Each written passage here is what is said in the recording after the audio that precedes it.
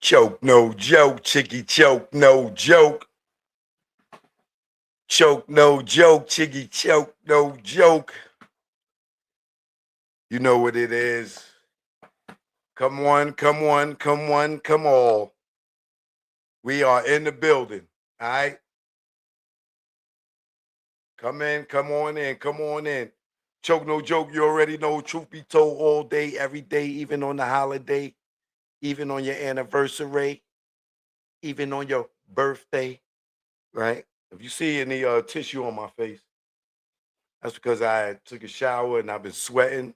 My body temperature's up, and I've been wiping my face with some tissue. So, see any little tissue on me, that's what that is. I don't want to hear nothing else. All right. Nobody was shooting spitballs at me or anything. All right. But Mass Skrilla is here.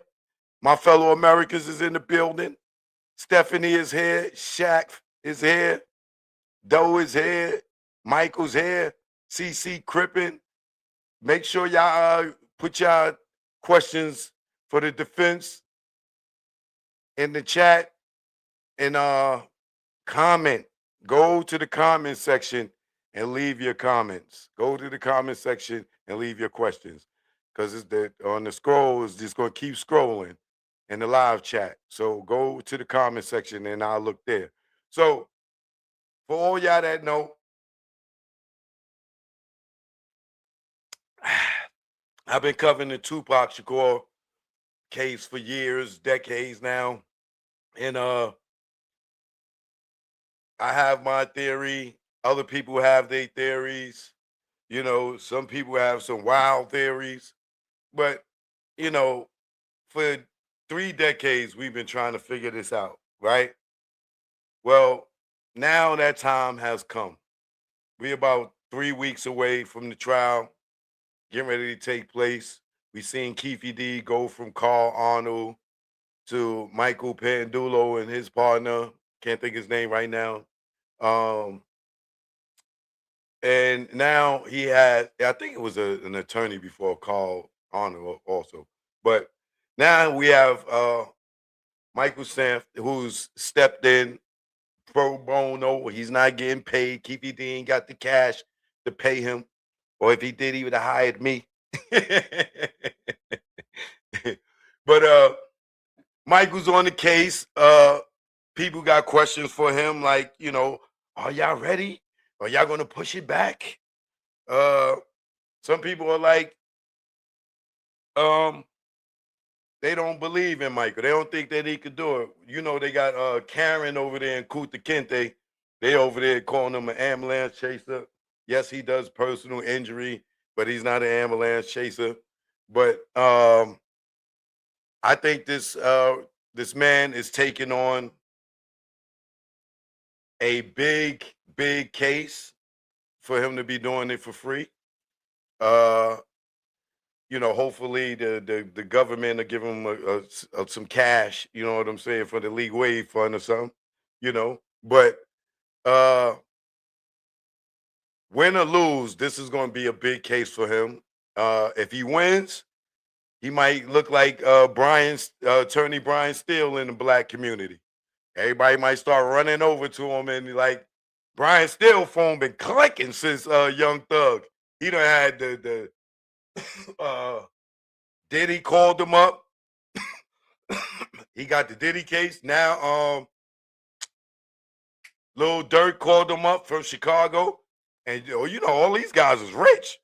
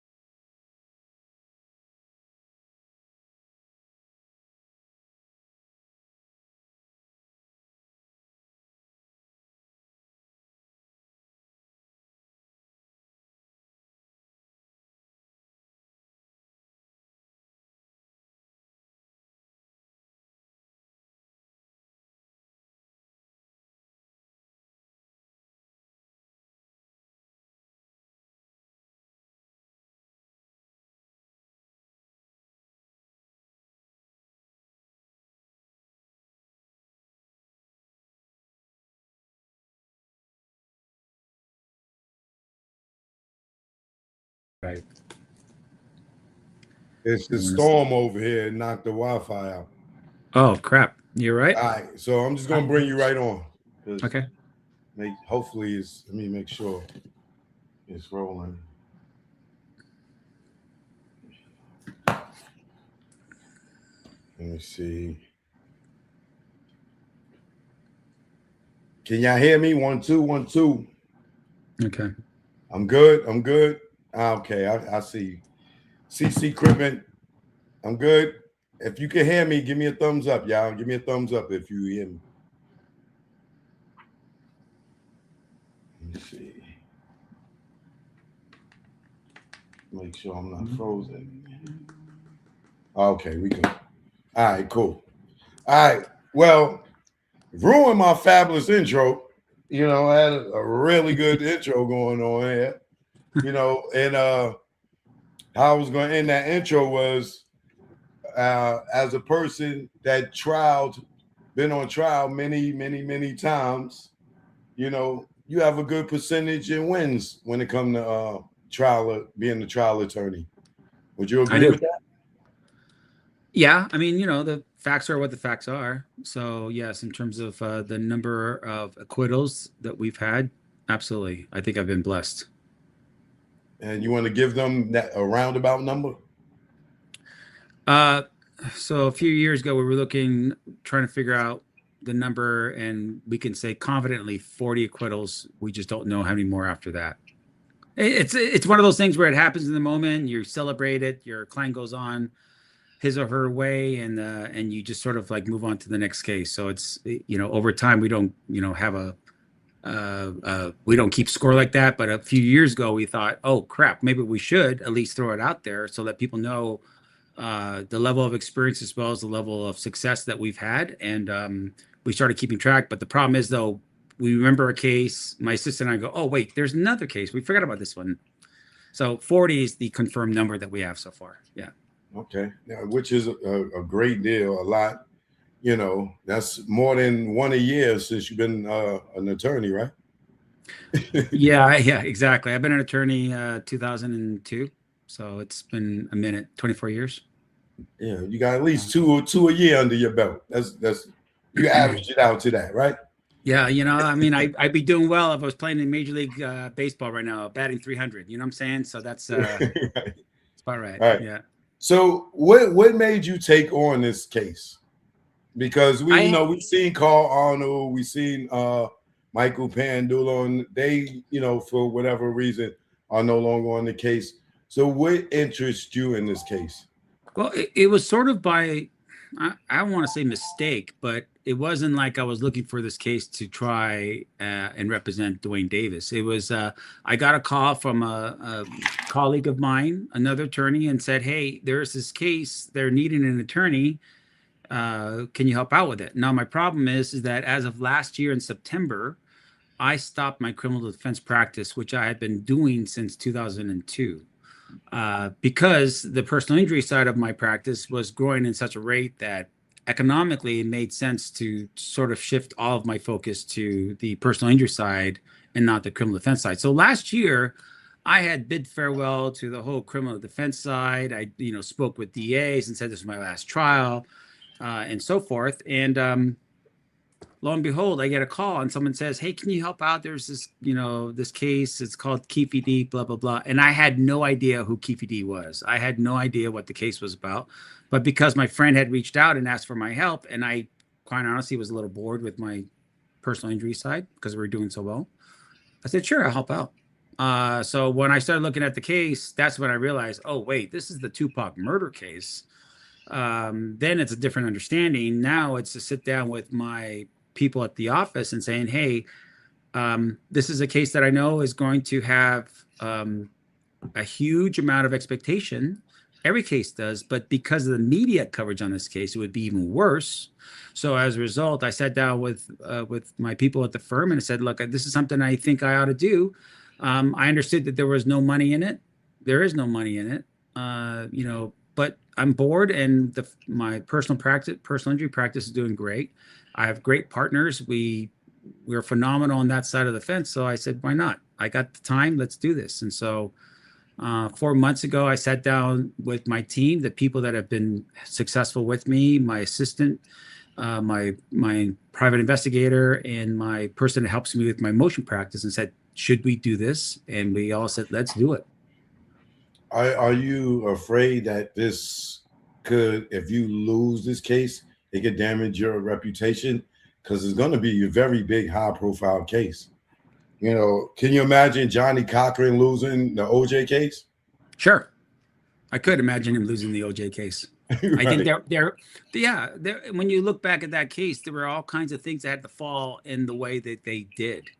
I think the biggest error that the state put on that case, Christopher Darling. Dowden and Marsha Clark, were the time when they basically allowed OJ to put on that glove. Right. Huge tactical error. And when you look at the racial tension that was going on during that time period, that basically was bubbling slightly below the surface, you had a situation where OJ's defense team looked at it from a viewpoint of, okay, let's harness all that. Let's harness all that distrust of LAPD. Let's harness all that distrust in our system and use that to our advantage. They still had to have things fall in their way.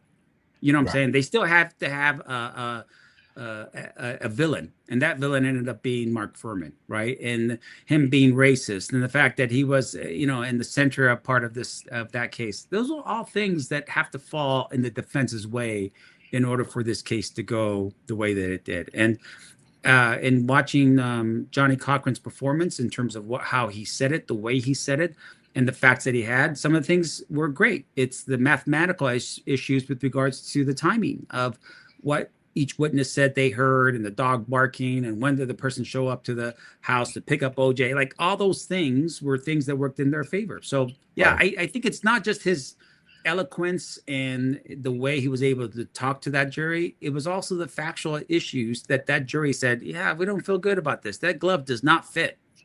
And let's not admit, LAPD does have a history of being corrupt. You know what I'm saying? So that wasn't foreign for a Greg K. I mean, Mark Furman. I'm thinking of Greg Caden when I think of Mark Furman. But but you got the Rampart scandal and things like that. So LA does have a history of being a little corrupt in the police department. Absolutely. Rodney King is another one of those, momentous occasions that sort of framed everyone's perception of LAPD. And I mean, who carries around a camcorder back in those days and sits there and watches some type of, okay, well, that's you. So Chuck, that's you, right? I mean, it's like, but no, most people didn't have that technology. It's not like now where you pick up your phone and videotape. So to have that documented and have it out there was just sort of a way to smack people in the face and say, look, this is what's going on our streets and in our communities.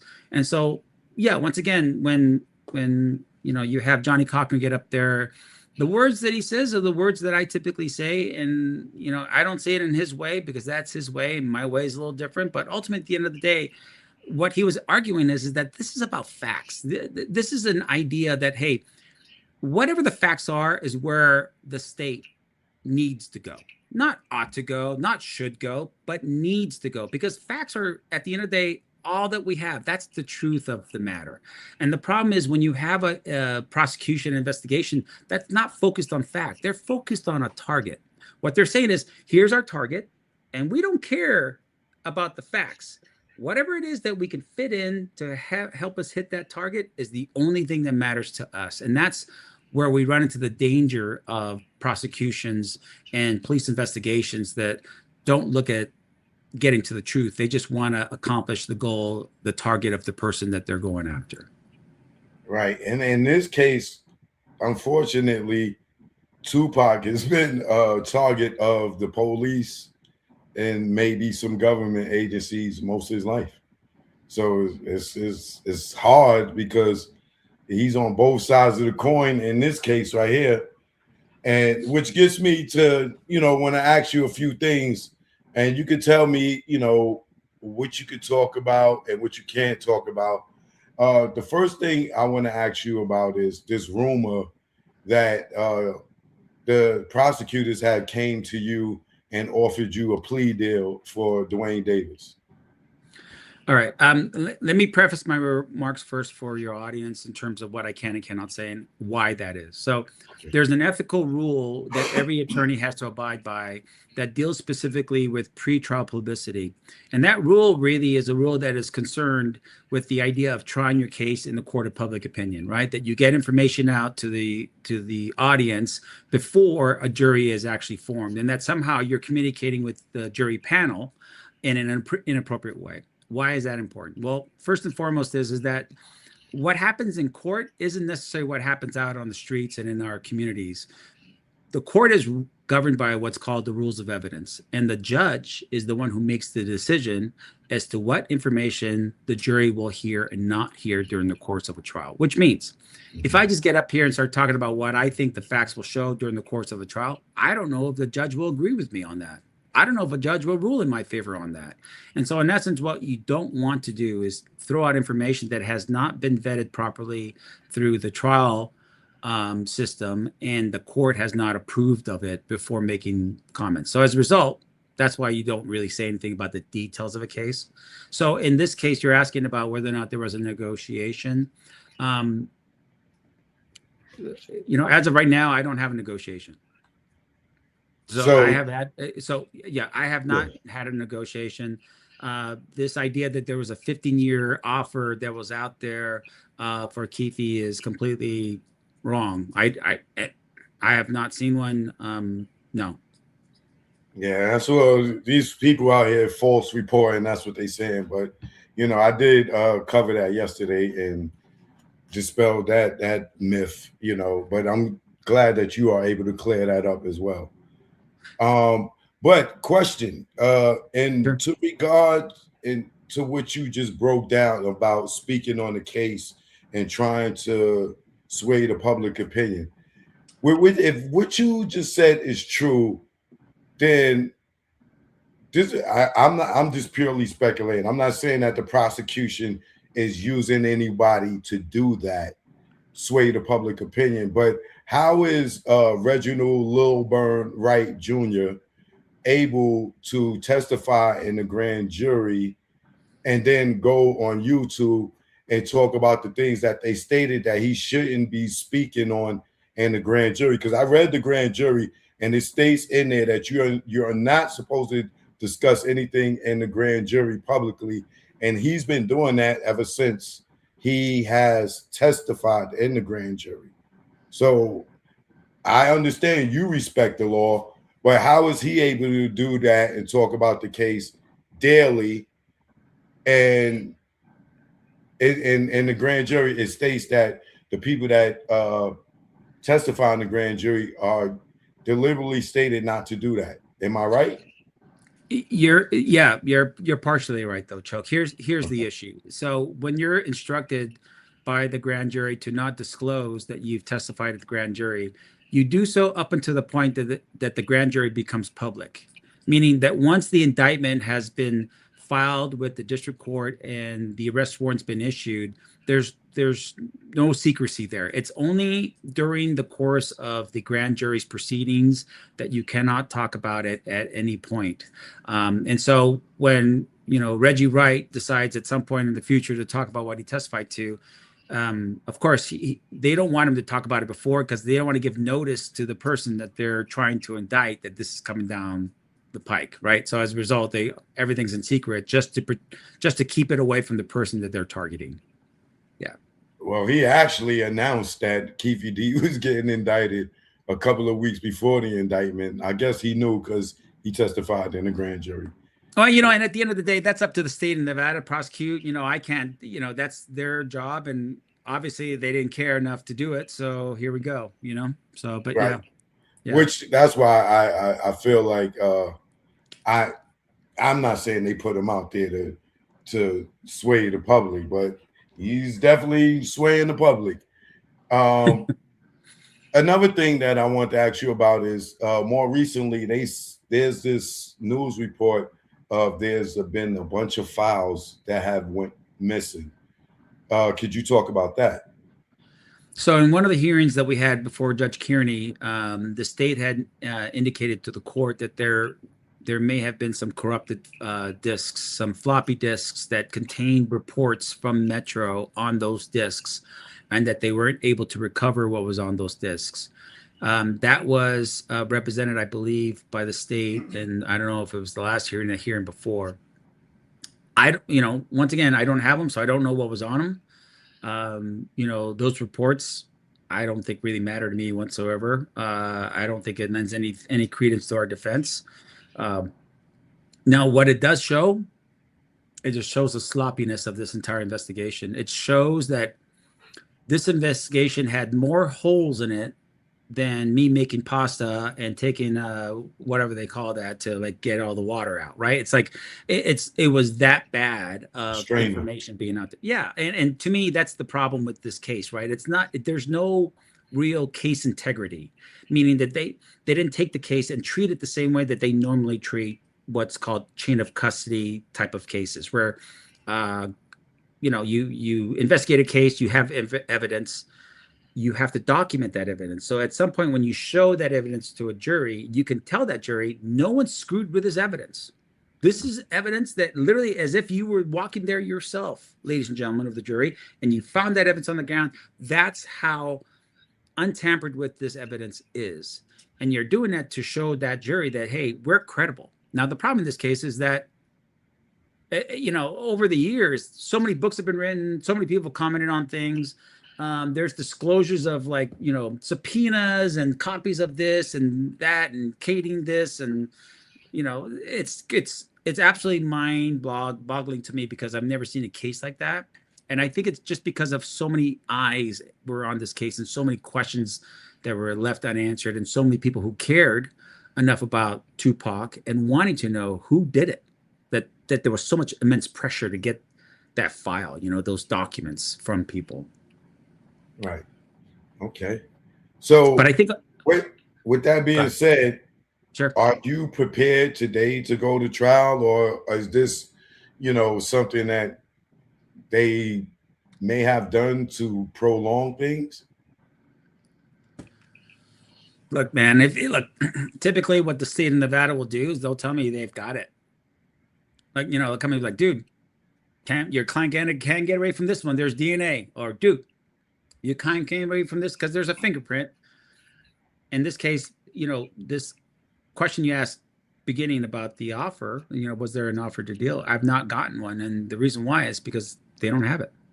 So in my, are we prepared to go forward? Absolutely we are. And I have a good team behind me. I've got good people that are working this case. And even the district attorney's office knows the qualifications of these people. They know we're not messing around with this case.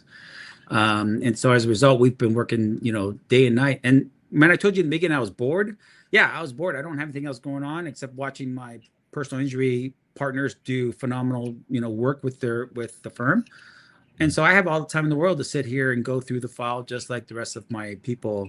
And we're ready to go. Great. That's good because we tired of waiting. This thing been gets stalled and stalled. And, at the end of the day, to me, the biggest victim here, and once again, no one's going to sit here and say, writing a book about someone's death and claiming all these things in it is a good thing. I don't think we would ever tell our children this is the way you should conduct yourself as people. But at the end of the day, Keefe being in custody for this long period of time is a tragedy. This case should have been tried within 6 months of the indictment. I mean, there was no purpose or reason why this case had to delay for 3 years to get to this point.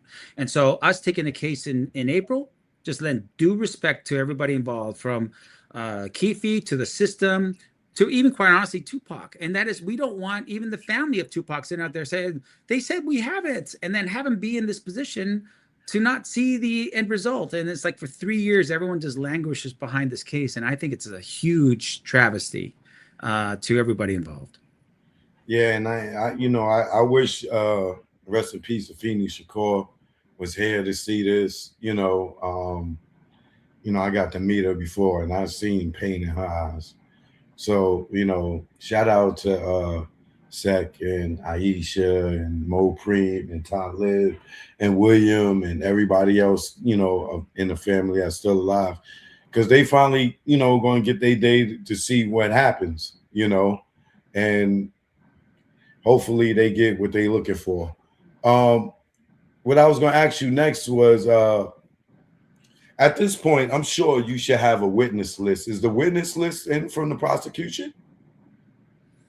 So the witness list, the prosecution has posted a witness list. It's online. You can get that information. It's public record.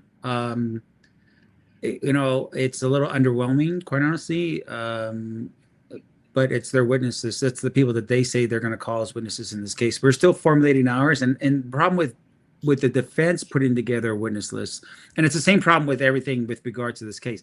The state of Nevada has the burden, right? So they're the ones that have all the responsibilities of putting together a case in a way that they can say to a jury, we've proven to you beyond a reasonable doubt. As a defense attorney, you're typically counterpunching. I'm usually like, I don't know if you ever remember De La Hoya fighting, great counterpuncher, even to some level, even Mayweather, right? It's a slip, and then it's a jab, jab, jab, right? He's never the aggressor. And so in essence, when you're a defense attorney, you don't know what exactly they're going to present. You have a clue. You think you know what they're going to go with it, but sometimes you don't know. And in this particular case, what they've presented to us is what we have. We're still putting ours together. We have a deadline. The deadline is 5 days before the jury trial starts, is the deadline here. And so on that day, that's the day when everyone should be looking to see who's being called by who about, on this case. Could you talk about some of the people that's on the witness list? See, that goes right to the issue. We don't even know if they're going to actually testify, right? Just because you put someone on a witness list doesn't mean that the state of Nevada is going to call those people. It's just they're on the witness list. Can I name some names and you tell me if they're on the list? I think the list is public. I don't know if I have a copy of it here. But let me see if somebody could send it to me. Let me see. Yeah. Check someone. Because I mean, you'll have the list is there publicly, so it's it's a public record thing. Whether or not they're going to call those people, meaning they're put them on the list. They're saying that we might call them, but whether or not they actually call them during their case in chief, that's I don't know. So as a result, what they're going to say is sort of still one of those things. It's like evidence to which I don't know yet, and I can't comment on what the evidence will show because I just don't know at this point. Does that make sense? Yeah. Yeah, it makes all the sense in the world. Yeah, I need to see that list. I would love to see who's on there. I want to see if like the Mob James or James McDonald, the Neck Bones, the Trayvon Lanes. I'm sure Reggie Wright Jr. is going to be in there because he testified in the grand jury. If you testify in the grand jury, more than likely you'll be testifying, correct? Well, you would think that's, the grand jury and the standard of proof in the grand jury is what's called slight marginal evidence, which is just probable cause. And what that means is that what they're going to show, what you do in the grand jury is you show that there was a crime that was committed and that potentially the defendant is the one who committed the crime. It's not beyond a reasonable doubt. So as a result, it's just to say, yeah, he's a suspect in this case, and we have good cause as to why we believe he's the one who committed the crime. Now, those people who testified and those types of things typically are the sort of the foundational people, right? It's the main detective, it's the main witness. They testify in those things and they tell that grand and the main rats. Well, I mean, look, and at the end of the day, it's a safe That's harbor, a joke. right? It's a safe harbor because in essence, they're not in public, right? They're not subject to cross-examination. They don't have to say anything about it at all. They're kept to a promise of secrecy. So that's great for whoever testifies because they feel like, okay, I don't have to go home and tell my friends and family I did this.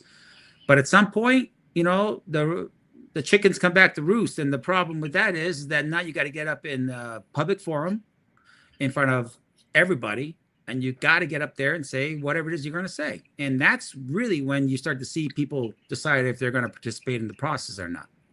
Yeah, that's what I'm waiting for.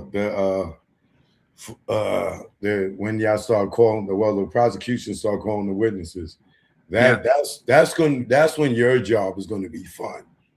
Correct. Yeah, exactly. So like the 5 days before, I'm not even concerned about the witness list now. It's 5 days before. Once it's locked in as who they potentially will call as witnesses, our job is to make sure we have all of the information for cross-examination for each of those witnesses. And we're putting together the ones that we have right now, the ones we think are going to testify. But that final list is the main list that we go through. Okay, now let's work on making sure we have the crosses for the other people involved. So Okay, I have the list since it's public. Look at you. Look at Let's you. see. Yeah, let's see. We got You have the list, and the attorneys run here looking for the list, and you got right. Good for you. We got let's see. Let me go through this list real quick while I got you here. Let's see. You got the custodian of records for the CCDC, custodian of records of the Las Vegas Metro PD Communications, custodian of records for Las Vegas Metro Police Department, custodian records of Las Vegas Metro Police Department, records Fusion. We got Edwards, Corey Edwards. Oh, who else? We got Dr. Lisa, MD Gavin. We got Anthony Gomez. We got Malcolm Greenidge. Malcolm Greenidge is Edie Amin. We got William Heidemer. I don't know who that is. We got Todd Holliday. We got Jamie Hanukkah. Who else we got? Let's see.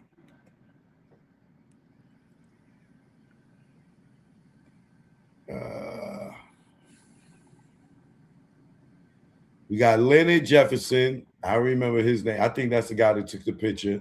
We got Robert Ladd, who's from Brennan and Ladd, Blondie partner, Robert Ladd, who is interesting because he gets on Vlad and says that Greg Caden dropped the ball and stopped investigating Reggie in this murder. That's a whole nother story. Devontae Lee, that's Dirt Dog, the Southside Crip. Yeah, Dirt Rock. Kevin Manning. Sergeant Manning. Sergeant Manning, okay. Not James McDonald, that's Mark James. Cliff Mark, I don't know who that is. That's the main detective on the case. Another detective, okay. Travis Newcomb, Dean O'Kelly, Michael Payne, Kenneth Rios. I think Kenneth Rios is another cop. Alfred Chimerez, who's an investigator. Ingrid Stokes.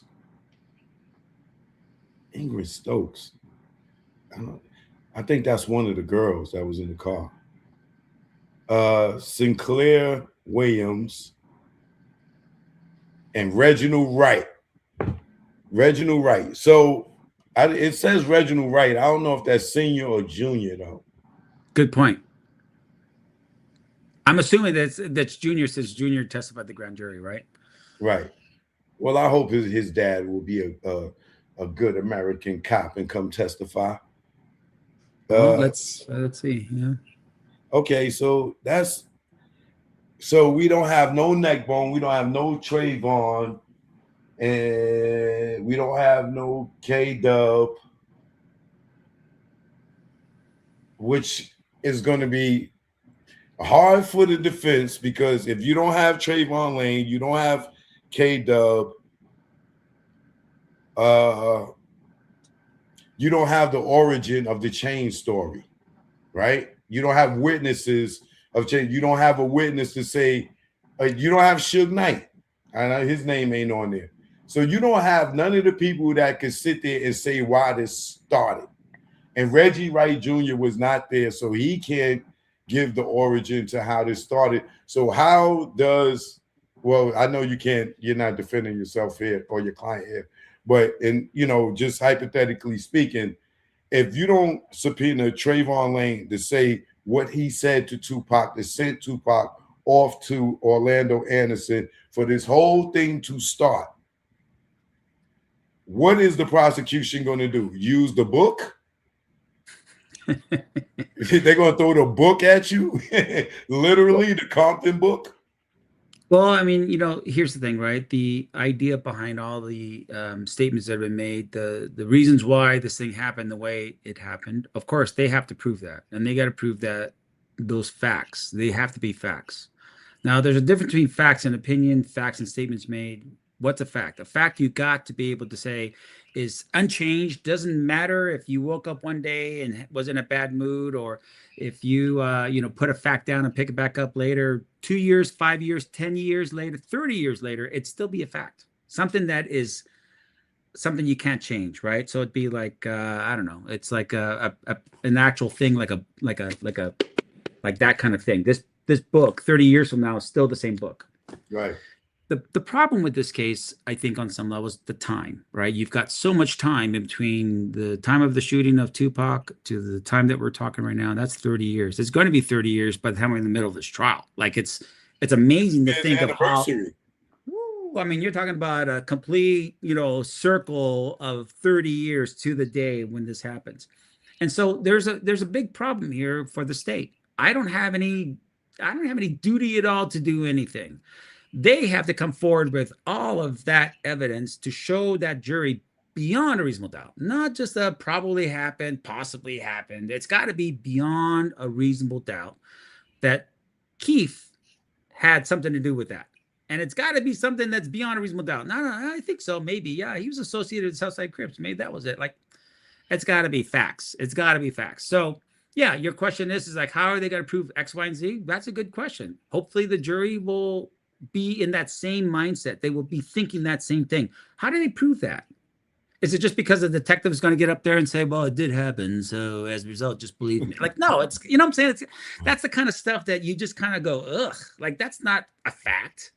And we're living in a day and age now that I think people hopefully are more reasonably suspicious of everything. Like they're more skeptical, right? Like they're not taking things for granted. And it's just because a police officer gets up on the stand and shows his badge and says, I've been a police officer detective for 40 years, doesn't mean that we have to believe a word of what you say. Show us the proof. Right. Show us the fact. A perfect example would be the Diddy case. Like they try to tell us he was sex trafficking his girlfriends. And this is why he beat it, because it was crazy to even say that he was sex trafficking his girlfriends, right? And they tried to pull what they did to R. Kelly. Just Diddy was fortunate enough to have the money to have the right defense to show that, hey, they trying to railroad me, allegedly. But in this case, I don't see Greg Caden's name on the witness list. Why wouldn't the prosecution call Greg Caden? This is why we here. He told you that he did it. You secretly recorded him. Like, and why wouldn't they bring Greg Caden on? Listen, I personally don't believe that Keefe D was in that car. I personally don't believe that Orlando Anderson is the shooter in this case, right? I do want the Shakur family, however, to get justice. I just don't believe that story, and they probably don't believe it either. I think there's some other players involved, and hopefully throughout this trial, a lot of discovery comes out, and we get to see that it's a bigger picture, but I'm rooting for you. I think that the prosecution got they need more than the book. You know what I'm saying? They need more than the book, and I just can't really wait to see what kind of discovery they have. And looking at the witness list right now, they better go and get some more people to try to tell this story, because in all the people that's involved, even down to the detectives and investigators, y'all don't have no car, y'all don't have no DNA, y'all don't have no gun. And I was telling I interviewed Michael Pandula, and I told him there's an R&B singer by the name of Brandy. I'm sure you're probably familiar with her. She went on Oprah, and she told a lie and said that she got married to this guy that she got pregnant with, right? Now she went to Oprah, which is Oprah in her prime, the biggest platform, where her mother sit there and say that she married this guy. The father sat there and was like, "Yeah, I went to pull my shotgun. I went to get." He lied. The guy lied. Brandy lied. Right? All on Oprah. Right? So I say this is as a part of a defense. Right? If this R&B singer could go on uh, a major National platform TV. like this, national TV, with the biggest person in talk radio or talk show, right? And tell this lie to save her financial situation, right? Who is Keefe D to not get up there and lie to make money because he see Greg Caden making money off murder rap in this documentary, telling the story about him, and nobody's coming to arrest him, right?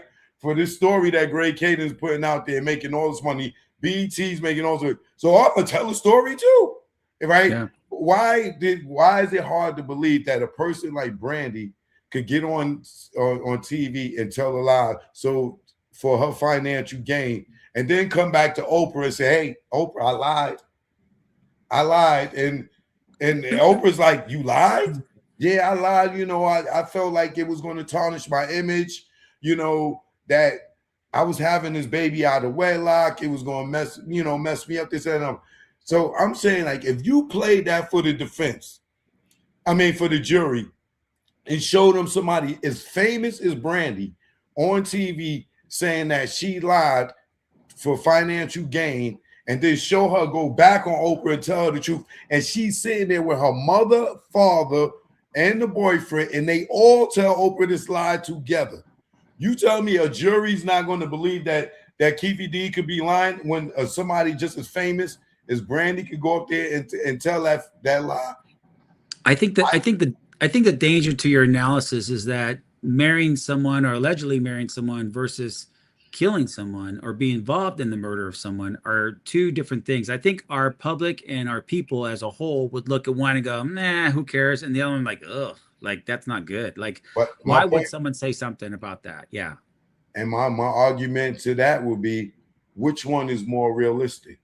That somebody will go out here and run around talk about they killed somebody, or somebody will go around and lie and say they got married because they got married out of wedlock.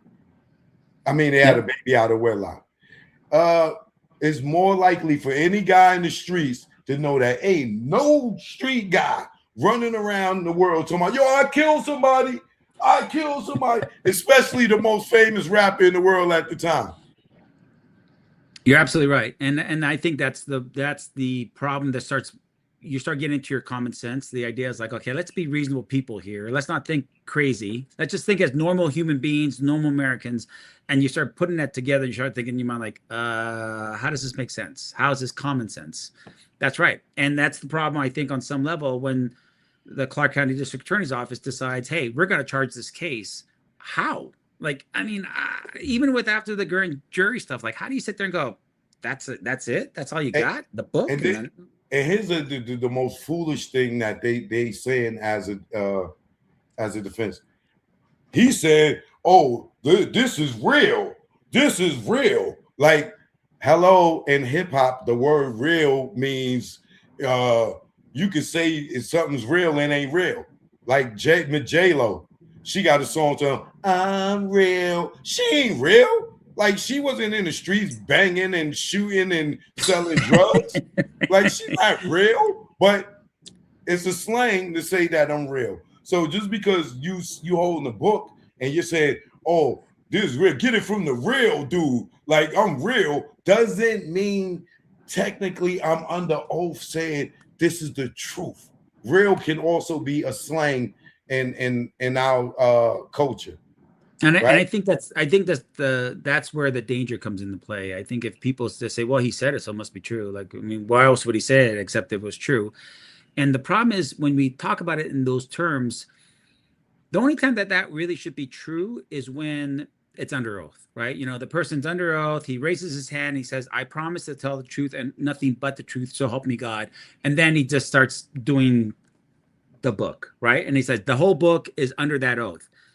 Who does that? No one does that. any interview where I'm sitting here with you, for instance, having this conversation, we just believe this to be true. But is it really true? Well, I didn't raise my hand and swear to tell the truth, the whole truth, and that we know this. But at the end of the day, it still doesn't rise to the level of beyond a reasonable doubt. You need to have a fact, and we take people who testify under oath to be the truth, right? Unless it's proved otherwise. And so, oh, come on. Like, to me, that's the part that you just go look at it and you go, oh, dude, seriously, why? And I feel sorry for the prosecution if they using the book as it being real. Because in the book, he said that he met with Suge and Tupac in front of the MGM Grand on Friday. We all know they didn't drive out of there till Saturday. So how could he have, man, they Suge got out the car and said, what's up, big dog? You know what I'm saying? And on Friday, and all the girls was like, oh, they was jocking Keefe D and everything. You know, and he said this all took place on Friday. I seen them the night before in front of the MGM. That's a lie. None of them was there. So why would you use the book as it's real when it's I could tell you 5 lies in the book. He said Big Meech in him was with him from BMF. You never hear Big Meech somehow he was running around with Keefe D in him? Yep. Well, you know, here's the thing. You got 5. I got 10 times the amount. I may even have more lies besides the 5. And I think ultimately at the end of the day, here's the thing. What you're quoting is what was in the grand jury, right? That they had talked about that sort of thing. And I think in the grand jury, if you read the transcript that's been published now and it's online, the issue of verifying whether or not Keefe had actually met with Suge and Tupac on the Friday before the Saturday night fight, they said they verified it to not be true. Fine. I want to see it. I want to see the facts. I want to see the evidence showing that they actually did that. How do they do that? How do they verify that that wasn't true and not look at all the other things that's in the book? Those are the questions that I think, as long as the judge allows that in, we're going to see. We're going to see how good of an investigation they had for them to be able to use the book and say that that's somehow the gospel truth. Right. So, judging from the witness list, is there anybody you looking forward to on the cross if they show up? The way I expect to do this trial is going to be textbook. Meaning, I would like this trial to be the kind of trial that after it's done, people will point to it as the textbook way of cross-examination, the textbook way of doing an opening statement, the textbook way of doing all these things. Because here's the thing. At the end of the day, people just need to know that we are phenomenal attorneys and we know what we're doing. And to me, who do I want to be up on the stand? I mean, to me, it doesn't matter. If we just run through the middle of all of them and we're left at the end of the day with the main detective who's going to be the last person, typically they'll put the main detective on us to back cleanup, right? To fix whatever problems happen in the trial leading up to that point. That would be Detective Mogg. Now, Mr. Mogg, he's no longer a detective. To me, that's the guy. Okay. That's the guy that I want, that I will dance the dance with. Right. Because in my opinion, he's the guy that is responsible for the entire investigation. He takes over the file in 2017. He presents this case to the grand jury in 2023. You know, he is still working on this case now up until this point. And as a result, that's the guy that I will be looking forward on cross-examining. Nice. Okay. Well, is there anybody you would like to call to the defense, or could you not say as a witness? I mean, because you know, if you interview, I mean, if you call Suge Knight, and even though he's not a credible person, if you sat him down on the stand, and you never know what you're going to get with Suge, because you might catch him on a good day, he might give you something really good. But either way, if you put him in on the stand and you play his interviews, whether he cooperate with you or not, his interviews are going to show you that, 1, he said free Keefe D. 2, he said Orlando wasn't the shooter. 3, he says that Perez and them were trying to kill him allegedly. you have so much great material from his interviews, from News Nation, Art of Dialogue, you know, TMZ, stuff that he said, even if he sat on the stand and didn't cooperate and you just played the jury some of the statements that he made, Keefe D walks because he's the only living witness. And he says Orlando Anderson wasn't the shooter, and that's who the prosecution is fingering as the guy, and Keefe D gave the order. But if he's sitting there saying free Keefe D and Orlando wasn't the shooter, and the jury hears him say that, this case is done. The problem with that analysis is two things. First of all, as a defense attorney, I don't have the same sort of legal power, the subpoena, the power of the badge to compel people to show up. You know what I'm saying? Like, when you show up and you're a detective or a cop and you say you need to show up to court, that's one thing. When you don't have that, it's sort of like, please show up to court.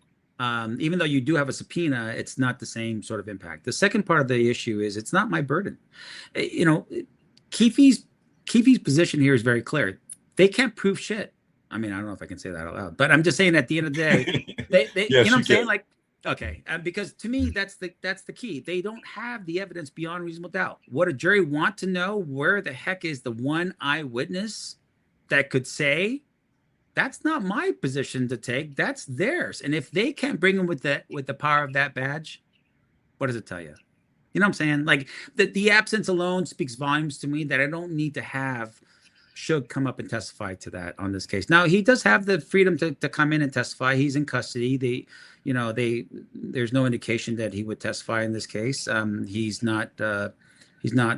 been available for us. But I mean, look, at the end of it, I just want to make sure that people need to understand, I don't have to prove anything. And to me, the danger with all this, when we start talking about the case, it's what's called burden shifting, meaning, they put up their case and you're like, well, I don't know. I don't know if they proved beyond reasonable doubt. And then we put up a case and like, well, they also didn't do it either. And then it sort of shifts the burden away from like, no, those guys didn't prove beyond reasonable doubt.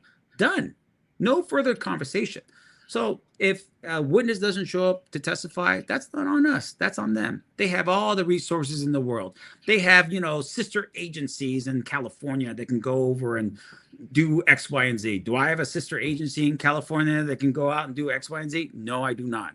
So it's on them to do their jobs. And if they haven't produced people that we all know should be here to testify, that's not on Keefe. That's on the state of Nevada. They should have had their ducks in a row when they first charged this case. Right. I'm very, very puzzled as to why. And I know some guys don't cooperate with law enforcement and things like that, but looking at that witness list, they better go get Greg Cater and let him set some people up to get them in the court. I mean, look, let him write a fake Poochie letter to get some people in court. I would like to see that. I would love to see a fake Poochie letter. So Greg Cater gets you to court. I think he'll put some PCP on you in a minute. That's right. A gallon of it. Gallons of it. Use your homeboys to set you up, boy, and tell you this is what you got to say to get out of here. I'll give you a profit with no paperwork. Yeah, and to me, once again, it's the evidence that will be shown to those 12 people in there. The expectation is we're going to pick 12 people who are going to be fair and impartial to both the state of Nevada as well as to Keefe, right? And they're going to promise that, and we're going to vet them. We're going to try our best to figure out, okay, are they leaning hard to the state? Are they leaning hard to the defense? And people get struck, and then you get your 12. The promise, though, is that during the course of the trial, they don't go anywhere else. They don't look outside the four corners of the courtroom. Everything that's said in that courtroom is the evidence that they will consider at the end of the trial, and nothing outside. When they walk outside, get in their cars, and go home, and that they will promise to stay away from the internet and all this other stuff. That's what we're hoping for, is those 12 people. So a lot of the stuff that and other people know that have been investigating this case for 30 years, some of this stuff will never be said in court. Yeah. And No, so that's as a result unfortunate. of that, there's going to be concern about that. Well, at the end of the day, that's what the trial system is about. The rules of evidence govern, and the judge will make a determination as to what comes into play according to the rules of evidence. That's it. Some of this stuff might not be relevant. Some other stuff we can't have the foundation. We don't have the foundation to introduce it into evidence. Right. And some people won't even respond to a subpoena from us. Right? Like, we won't be able to get certain people to come in because they're like, you're in Nevada, I'm in California, screw yourself. And so to me, there's a whole bunch of stuff out there. But once again, not my problem. My position here is they have to prove it beyond reasonable doubt. I have no other thing to do but here's the one thing I have a duty to do as a defense attorney. The state brings in a piece of evidence and say, look, here's a piece of evidence, jury. I want you to consider it and make it fact. It's not fact until it goes through the refiner's fire. Once I get the opportunity to cross-examination, is there things in that piece of evidence that's not good, that is faulty, that doesn't rise to the level of, facts that they should consider, then only then does the jury consider that piece of information is after they've gone through the refiner's fire of cross-examination by me.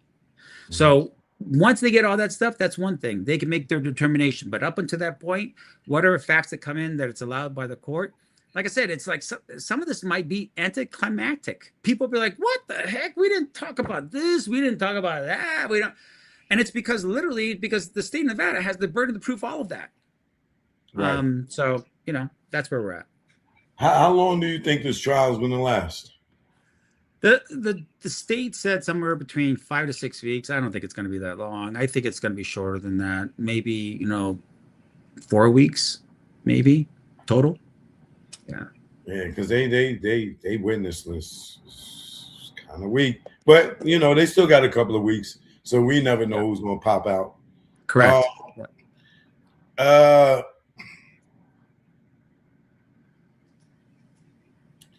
What's your experience with murder trials? Have you had a few? I've had a few. And that's the thing, as a defense attorney, you get murder trials every once in a while. It's not like it's a regular thing. The only people that really get the same level of repetition on murder trials typically is the Special Public Defender's Office, who is geared only for murder trials and for people who are indigent. So people in private practice, for instance, don't really get the same repetition with regards to murder trials. But look, from a technical point of view, it's the same fact pattern. It's the same level of proof that the state has to give, and that is whether it's a murder or whether it's a stolen vehicle, there are elements to the crime of each that the state has to prove beyond the reasonable doubt. The difference between the two is the loss of life. And we always value the loss of life over the stolen vehicle case, right? But ultimately, at the end of the day, that's the emotional component to the loss of life, is that we acknowledge it as human beings and we say, hey, a man died here or a person died here. Right. Not this Corvette was stolen. We don't have the same level of thing, but still, it's the same burden, and it's the same argument that I would have to make up there in terms of that audience. So, yeah, in terms of the murder trials and so forth, I think I've done 9 over the course of the time. I've had, I think 3 acquittals on it, something like that. Okay. So, are you ready to deal with this crazy world of public social media, going in and out of the courthouse, and are you ready to? Because I'm telling you, it's going to be a circus. I don't know, there's man. No rapper like Tupac. I'm telling you, it's going to be a circus. I don't know. I talk about with my team here, and I don't know. I know people will be interested in it because we all have a connection back to the music, at least through the music, right? Maybe not to the lifestyle, but definitely to the music. So you're going to have a lot of people with eyes on this case. I don't know. We had OJ here on the other trial that he did in Clark County, and that was over the Heisman Trophy and the stuff that he had, right? The robbery case. There was a circus. People were lined up outside. You had tents outside set up for all the different media coverages and so forth. Well, it's because I think on some level people were, there was people that said, hey, we didn't like the verdict first time around. We want to see a different result. I think there was a feel there about this case that was a little different. This is going to be that on steroids. All right. Well, let's see. I guarantee, like CNN and all these places, they already heading up the courthouse. Like, hey, we there. But I'm telling you, this is going to be huge, and I'm wishing you the best luck on this. You know what I'm saying? Because Thank you you. better get all the sleep you can get now, because you're not going to be sleeping for a couple of weeks. Trust me, man. I appreciate Let me that. ask you: can someone else be indicted on this this murder? Yeah. And the reason for that is because there's no statute of limitations. There's no deadline to it. So if they find someone 10 years from now, 5 years from now, 20 years from now, they can still indict on a murder charge. Can they indict while this trial is going on? I don't think they would. Oh, okay. But yes, I mean, I guess they could because it's secret, right? So we wouldn't know anything about it. It would just pop out of nowhere. But I don't think they would turn around and do that just because it just would ruin their case. It would best serve Keefe as well as all of us here for them to dismiss this case. They don't have it. So, yeah, if they're going to put the whole circus up for everybody and then indict it in the middle of a circus, that's not a good look. And quite honestly, I don't see them doing something that irresponsible. I think that once this trial is said and done, I believe that some information is going to come out and it's going to point in another direction, and hopefully they will investigate it and not just take the loss and be like, oh well, we tried somebody for Tupac's murder, he got acquitted, oh well, and then brush it under the rug. I'm hoping. I think that there's a great disrespect to everyone that's ever been concerned about the question who killed Tupac, that we don't consider all of those people's positions and why they come to that conclusion. Meaning, like, if you're a detective on a case and you're working through like who did it, you would consider other people saying, I think it's this person, that person. Interesting. Let me take a look at it. Let me, go down that rabbit hole. Let me figure out if that's something that is good or bad. When you don't do those things, it displays arrogance. I think on some level, it displays that somehow we know better than everybody else. And yeah, they might have more facts to certain things, but I think sometimes you want to listen to what people say. You want to say, hey, you know what? Somebody is saying, look, I think it's this, or I think it's that. Take a look at this video. I think somebody a while ago, I can't remember where I was talking to, was like, well, I don't, you take a look at the video because I don't think that's Orlando. Like, I think the clothing that person's wearing is not the clothing. Because they see the 13 on his jersey, and then in the scuffle, you don't see it, but I believe his shirt got pulled over his head. Yeah, and yes, exactly, those kinds of things. But once again, if you don't have a person who takes on the case, 2017, that's what, maybe about 24 years, that you don't look in the past and you see what people have done up to that point, you're doing a huge disservice, not just to yourself as the investigator, but I think to just the system as a whole. And that is, more eyes on a case can help a person solve the crime. Right. And when you say, I don't care, I'm not going to care about this book, this thing, that podcast, this podcast, I think you're doing a huge disservice to the quality of your investigation. So that's what I'm saying. Like, I think, yeah, in the future, maybe they find more evidence this way or the other way. I don't know. Why didn't they subpoena Brent Becker? Because Brent was the original detective on the case. Oh, and so why wouldn't they subpoena him? His name isn't on the list. Well, that's a good question, isn't it? I thought you mentioned that. I thought you said Becker was on the list. No, I did. He's not on the list? Let me double check.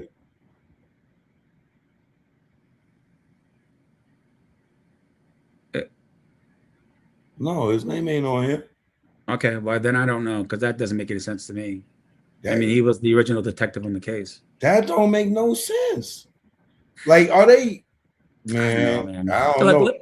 Hey, that's what I'm saying. Like, at some level, like, don't drive yourself crazy until 5 days before the deadline. Like, on the deadline, then drive yourself crazy after figuring it. Because up until this point, spending that kind of mind power over why they're not doing certain things and reading, it's like, don't do that to yourself. so they have 5 days before the trial for their final witness list, is what you're saying? Okay, yeah. Cool. All right, so they have plenty of time. Yeah, I might be giving them ideas and chill out. Well, you know what? Look, I mean, look. Here's the thing. At some point, joke. We all want the truth, and we want the facts. That's all. right, Wherever that may lay, however that may go, we need to just say, okay, let's follow facts and accept whatever those facts tell us. At the end of the day, not try to spin it, color it, make it into something else. Not call certain witnesses. You want to hide certain things. Dude, just call the facts. Call it balls and strikes as it goes down the line. That's the thing with this case, and that's why I think I'm on some level irritated with why they would even charge this case, because I don't think they have the facts. Like, right. I think that's what is so irritating about this case. I think the media pressure is what made them do it ultimately, But can you talk about any of the discovery that you received? No. I mean, once again, it's I can't violate the ethical rule with regards to pretrial publicity. It's not a good look, and quite honestly, I don't want to jeopardize the defense. I don't want to get in trouble for something. It's just going to be distracting. I don't want to do that. Okay, and what's going to be the difficulty of picking a jury in the situation? Because who don't know who Tupac is? Well, that's the thing. I think we all can say we all know who Tupac is. I was having dinner a few weeks ago with a retired professor, 73-year-old man who taught at Brigham Young University, Mormon school up in Utah. And he had asked me what case I was working on. I said, oh, it's this case involving Tupac. And he goes, Shakur? And I went, right? 73-year-old man sitting there, professor at BYU. And he's like, Shakur? And I'm like, yes, that's right. And I remember thinking, like, how the heck does he know that? But I forget, and I think we all forget, that man 30 years ago was 40. I'm 52. I would think on some level I would know who that is 40 when I was 40 in 1996. I would so I forget. Most times old people we don't want on or we do want on because this is not one of those cases where old people are going to be irrelevant. It's really more of the younger people. It's the ones that have grown up not knowing who Tupac Shakur is. That that's the real question of the day. Are those the jurors do you want on a jury like this? Now, every juror is asked the question, can you be fair and impartial to the state of Nevada as well as to the defendant in this case? And if the person says, no, I cannot, then they're excluded. And they're like, thank you for your service, because we want people who are going to be fair and impartial to both sides. Even if the person gets up there, wears a Tupac shirt, and gets up there and says, I listened to all the music. If that person says to the judge, yes, I can be fair and impartial, that person remains on the jury panel until such time as either side strikes that person. So, so I think everyone wants to say, yes, I'll be fair and impartial.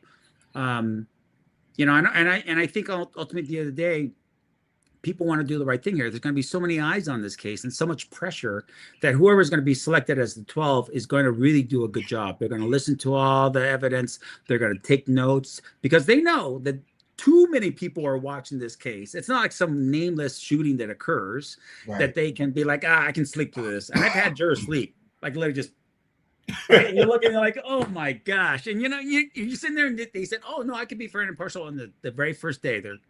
The path. So to me, this isn't going to be one of those cases. No one is going to sleep through this case. People are going to pay attention. And I think for the most part now, I think most people are skeptical of our government. They're skeptical of our law enforcement to a different level that at the time of OJ's case with, Johnny Cochran, given his closing, we have an inherent feel that, hey, we don't necessarily believe everything that's coming from our people that are in authority positions anymore. So as a result, now it's a different feel. And I think it's the same level of skepticism, but in a different way compared to the OJ case. Yeah, and a lot of people believe that Suge Knight included, law enforcement was involved with this murder. Which will it come out in the case? Probably not, but we will see. Allegedly. Yeah, allegedly. Yeah. Well, on that note, you got a couple of weeks to get ready. You know what I mean? You want to holler at your barber. You got to be sharp. Get you a stylist. You know what I'm saying? Get you a nice stylist. You know what I mean? You got to don't come in the courtroom not looking sharp. You got to come looking sharp, baby. The camera's gonna be on. Now, but lastly, how is Duane Davis doing spirit wise? How is he feeling about this trial being right around the corner? I think on some level, like every other person, when the day starts to arrive, you start to like think, is this really the day? Every other attorney has always said, we're not going to continue this trial. This is going to go forward. And everyone's continued this trial. And that's the number one question that's always been asked is, are you sure it's going to go on August 10th? And I think even he is now realizing, no, this is going to go August 10th. So as much as there's been, he's very happy with where we're at. We are moving in a direction and at a speed that obviously he's amazed by, because it's like we're seeing him daily. We're going over things with him, and on top of it too, he's hearing it from everybody else. These guys are, they're meaning business. They're not screwing around with this. He's happy about that. He's also concerned about his family. There's a part of him that, when this arrest had occurred initially, his wife and his son had to relocate and not share his location or their locations. Yeah. And so there's a part of him that's a little bit apprehensive about that. There's nothing he can do, but he definitely wants his day in court. This is, like I said, this is a First Amendment issue, right? This is freedom of speech. Can a man write a book, as heinous some people might think about what's in the book? Can he write the book and be protected on the First Amendment because he has a right to do so? Or because of the fact that he writes something that is offensive to people, that somehow he gets found guilty of it as if it was true, right? So I think there's a part of him that just wants to step up and just get this thing in front of a jury and go that route. So that's where he's at. Yeah, because it's like, in situations like this, he's just running on the treadmill. I know he's just ready to get off, or run off into the sunset, Yeah. But I appreciate you, taking the time to give me this interview. The world's going to be watching. I'm telling you, man. Get you some gators, Well, look, I'll tell you this one last thing, Choke, just because I've observed this about you. We need more critical thinkers.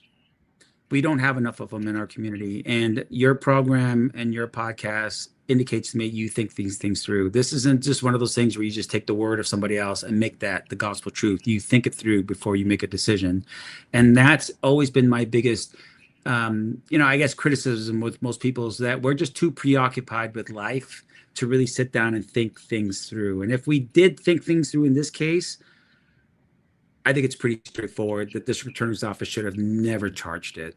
So in my opinion, the way I'm looking at the world right now is if I get 12 of you on that jury, and it's not 12 of you saying that you want to just vote for Keefe not guilty, but 12 of you get on there and say, no, let's take a look at the evidence. Let's see what are really facts in this case and see whether the state has proven its burden beyond reasonable doubt. I'm telling you right now, this would be a good day for us 5 weeks from now, 6 weeks from now. But once again, it's having people like you who can critically think this thing through and not just take it at the face value of some talking head or some TikTok or some Instagram post, Yeah. Right. And my question to you is, and you don't have to answer it, but hopefully the prosecutor's watching, right?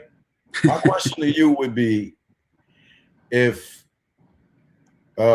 Reginald Wright Jr. is telling the prosecution in the grand jury that Duane Davis allegedly has something to do with the killing of Tupac Shakur, right? Then why would Reggie Wright Jr. Or Reggie Wright Sr., Officer Reynolds, Edie Falls, David Kenner all meet up with Keefe D in Orlando allegedly after the fact and give him $60,000 to go testify for Suge Knight at a probation hearing if they knew that from the day of that they were the shooters? Why would they allegedly the shooters? Why would you sit down with the shooters, A couple of weeks later, give him 60,000 cash to go and testify for Suge in a parole or probation hearing, and then turn around later, 25 years later, if you felt this guy was the guy that killed Tupac, why are you booking him for interviews and you worked for Death Row or your company was working for Death Row from all the way from 30 years ago to today? You still have a relationship with the guy you said that killed Tupac, right? How does that make sense to anybody in the prosecution's office, or in your case, how does that make sense of you got a guy that's testifying in the grand jury saying this guy did anything, but this guy that's testifying in the grand jury has a working relationship with this guy up until he got indicted? Once again, the bigger problem that we have is we don't know why they believe that they had the evidence beyond a reasonable doubt. Remember, from the beginning, the Clark County District Attorney's Office has said, we won't even charge a case unless we believe beyond a reasonable doubt that the person's guilty. They won't even go through the process because unless they believe that to be true, right? So it's not in probable cause. They believe beyond reasonable doubt. The problem with this case, and I think going back to this idea, is who gets to charge the case? It's the Clark County District Attorney's Office. And you look at the file a certain way, you look at the evidence a certain way, and you see it and you go, what the heck is this? And I think most people would look at it from a reasonable person point of view and be like, what is that? They have a duty to follow the evidence as it leads them, not have a theme or theory and then just shoehorn everything into the theme or theory and get everything out. So your question to me is, I don't know, ask them, because at the end of the day, that's their thing. They're the ones who says they have it beyond reasonable doubt. Well, I'm going to be curious to see what exactly they have beyond reasonable doubt, because if whatever is they presented to the grand jury has to go through me. So at the end of the day, yeah, why they need to do this? I don't care. Just bring it on. They got to go through me before they get to the end for that jury now to say, yeah, that's a fact. We'll accept that as a fact. Bring on all those witnesses, because I don't think they got it. Yeah, and seeing, I don't, like I said, I don't know if that's Reginald Wright, senior or junior on that witness list, but it's just very odd that he would be a witness, in my opinion, when he should be a suspect allegedly. I don't understand what they doing. And I think what happens is when you go to certain people and you don't vet them properly before you have conversations with them and you start working with them, right? You don't really look at them.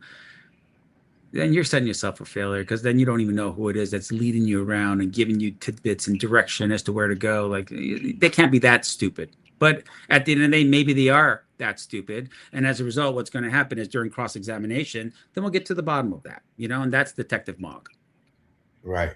And yeah, you ever seen the movie The Usual Suspect with Kevin Spacey? Huh? Yes. That to me, that would be Reggie Wright Jr. in this case. He's gonna limp right out the goddamn prosecutor's office and just start walking regular. That old wheelchair is the front.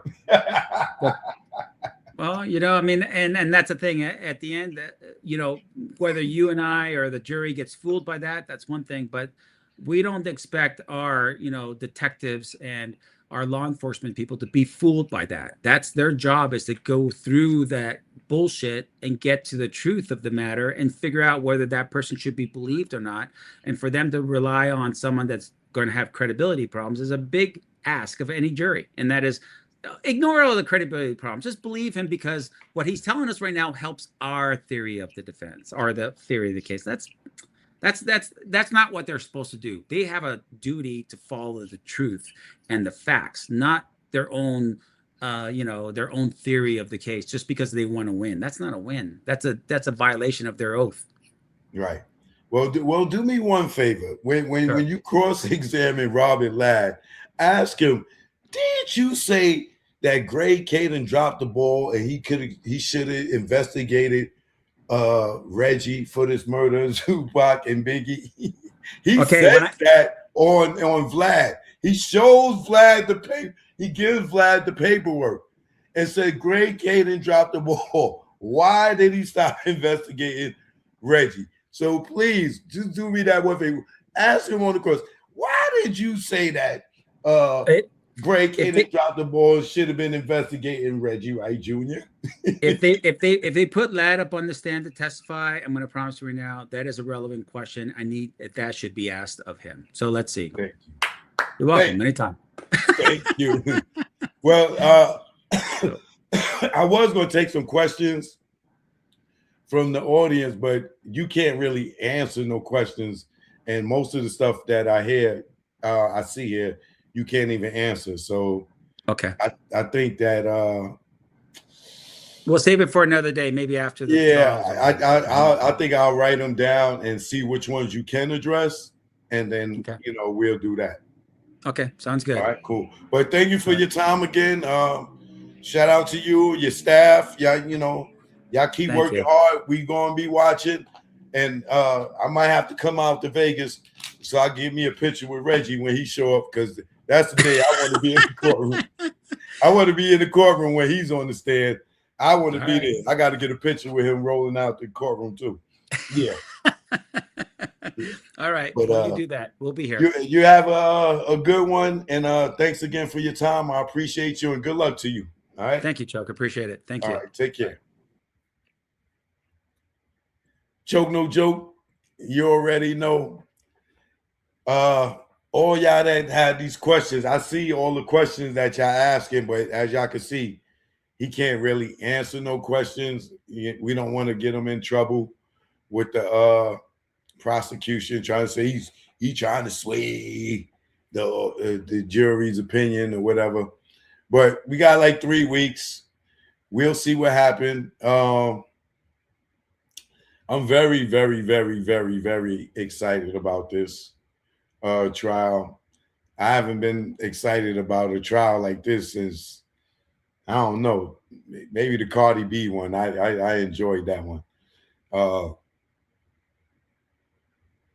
The defense and the defense in the Cardi B case, they embraced me. They damn near had me pull a chair up over there, because when they was taking them breaks, I was drilling them. Y'all gotta, and they went in there and they won it. So this is gonna be another one of those joints where I will be watching and commentating, and all of y'all will be watching. I know I might have to go to the courthouse and report live from the courthouse, but I definitely want to be there when my man Roden Rat Jr. get up there and start ratting. I'm gonna come in there with I'm gonna wear a Raid shirt. I'm gonna wear a Raid shirt with a mouse on the trap.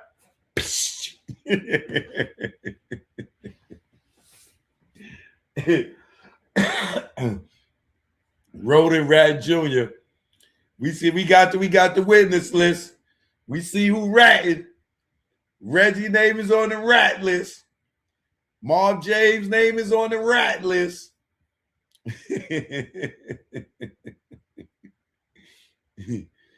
We know who testifying now, y'all. I got the list. I would show y'all, but these other fake ad YouTubers, they gonna try to get the juice from Choke, and they don't want to give me no credit. But we got Corey Edwards. Wow. Corey Edwards is testifying, y'all, for the prosecution. Woo! Y'all know who Corey Edwards is, right? He's Southside Crip. That's Keefe D boy. Corey Edwards will be testifying. Dr. Lisa M.D. Gavin will be testifying. Anthony Gomez from the CCDA.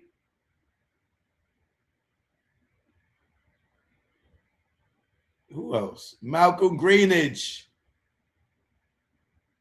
Oh, care of the Clark County District Attorney. That's who they testifying for. William Meyer. I'm gonna post all these people's grand jury testimonies, the ones that testify here. Todd Holliday.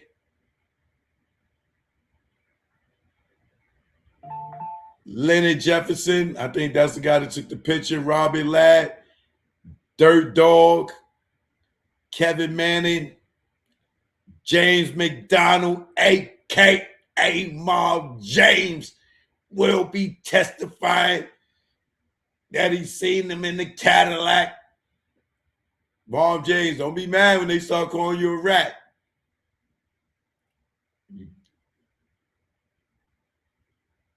Cliff Mogg, that's the detective. Travis Newcomb, Dean O'Kelly, Michael Payne, Kenneth Rios, Alfred Shemerza, that's the girl Ingrid Stokes that was in the Sebring, Roger Sinclair Williams, and Roden Rat Jr. Well, I don't know. It might be Roden Rat Pops. They just say Reginald Wright. Don't say Lowell Burn.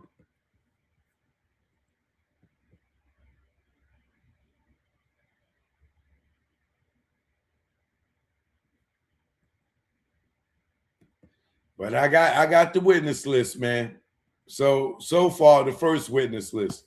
I'm sure there's more to come. You know, they got to August 5th for the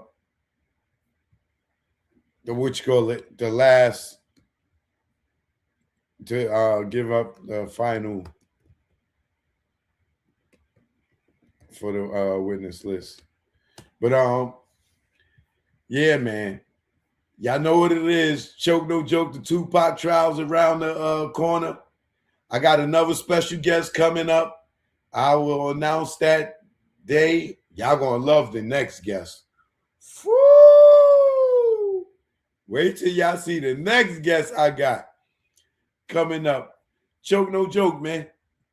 Hit that subscribe button if you're new here. Let me give a shout out to my new subscribers too.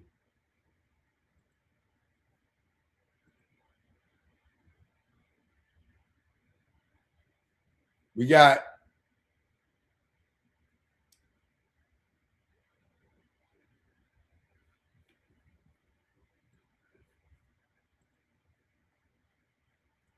shout out to Al Jones for subscribing. Jamel's mom. Thanks, Jamel's mom. Lee Threezy. Camu Brothers. Good Music Showcase Series. JP Gorham. See, as you can see, I show love to the people that subscribe to my channel.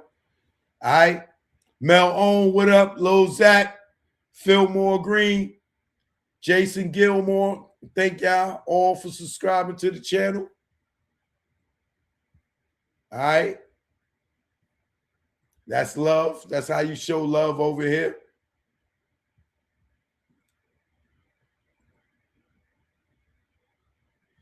Choke no joke. The new single is out. Make sure y'all go get that. We past kneeling. All right. Spotify, Apple Music. Choke no joke. I'm here, man. Salute, Pop. You right around the corner, Pop. You about to get justice. All right. Choke no joke, man. I'll holler at y'all in a minute. All right. Peace. How I do it. This is a diss, would be specific. Hit you with a sub, you blacklisted. Her third tour, it's ridiculous. You in the crowd, babysitting. Mad at pics, fans flicking. You got a Billy, they dick licking. Kids, your son and dad missing. You duck in the swab, results prison. I see your faces, the mad prism. Y'all rats, are you kidding? And if you sign, you have no wisdom. Integrity missing, money mission. Lamar Latrells, in your system. Camel licking, nerves switching. Are y'all kidding? Y'all Virginian. Success. Y'all dream sex. Sold a lot of units, but still checks. Squares, Nike, I run with checks. People use Marcy as pets. I move his skin, you on your head. All your tunes are dead. You ugly like your dreads. No bag, I'm on your head. No fag, I'm my shooter. You the glad Duke shooter. You do balls, but no hooters. Choke no joke, I am the future with no Malloy. You play with boys, be out here wishing she was a boy. You her decoy, you her bitch. Choke no joke, I am the shit. Yo Kim, get off my dick. Mad Jim, king of the dips. Without Jewels, you have no hits. Your last hit was True Life. When he caught you with that right. Yo, Big Joe, am I right? Nigga Dame saved your life. And then you crossed him for home.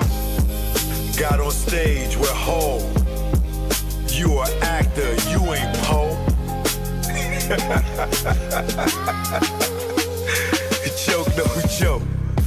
You already know. Yo, man, I'm done, man.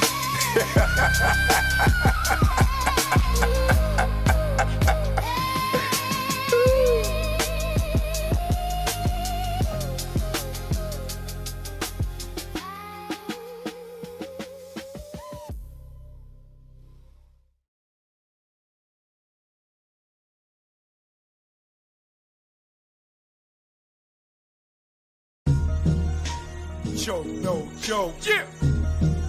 It's choke, no joke. Choke, no joke. Chicken choke, no joke. Choke.